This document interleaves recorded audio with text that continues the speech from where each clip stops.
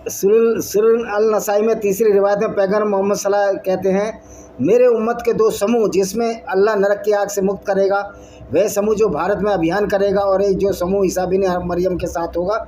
यानी कि इसमें जीसस भी साथ आ जाएंगे लड़ने के लिए। किस तरह की मूर्खता की बात है।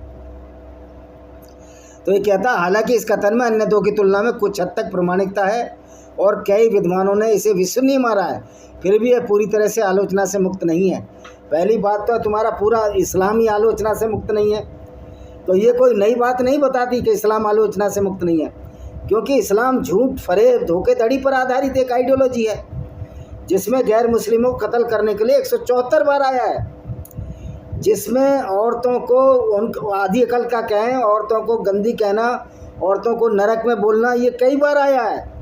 क़यामत आई नहीं और मोहम्मद में नरक में जाकर औरतों को भी देख लिया, ये कैसे संभव है। तो ये देखिए ना, शाहिद अफरीदी और जितने भी पाकिस्तानी प्लेयर हैं पागल हैं इस्लाम के पीछे, क्योंकि इन बेचारों को मालूम नहीं है कि सही इस्लाम क्या है। न शोएब अख्तर को न मालूम, ना वो मोइन वो है जो एक प्लेयर और है उनका, जिसने कितने मोइन अख्तर शायद प्लेयर है जिसने बहुत सारे रन बनाए थे, 281 बनाए थे सबसे पहले, उसी ने बनाए थे शायद 281। और ये सारे मुस्तकलैन मुस्ताक ये इस्लाम को जानते ही नहीं है। अगर इस्लाम को ढंग से जानेंगे तो ये दाढ़ी बढ़ाना, बीच में से मूछे कटवा देंगे। जिस तरह यूसुफ योना को मोहम्मद यूसुफ बना दिया इन लोगों ने। मतलब लोग भी कितने मूर्ख हैं जो इस्लाम की सच्चाई और गंदगी को भी मानकर इस्लाम में जाना चाहते हैं, क्योंकि मौलाना इस्लाम का सच ही बताना नहीं चाहते।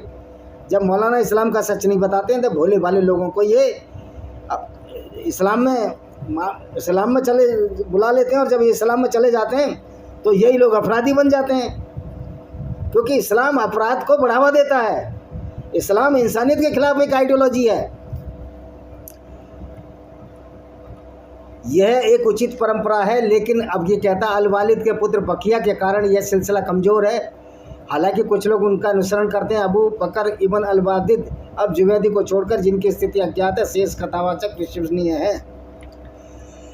अब ये देखिए, गजवा का अनिवार्य युद्ध नहीं है। गजवा शब्द मूल शब्द गजा से बनता है, जिसका अर्थ है किसी चीज़ को प्राप्त करने का इरादा। ओ भाई, गजा का मतलब है लड़ाई, युद्ध। गजवा करना है, आक्रमण करना, किसी मिशन को अंजाम देना। और तो भाई, गजवा हिंद में कौन सा तुम आध्यात्मिकता ला रहे थे? या तुम्हारे इस्लाम में कोई आध्यात्मिकता है? जिनका पैगंबर ही लड़कियां बेच दी, जिसने यहूदी कबीले की बनु कुरैजा की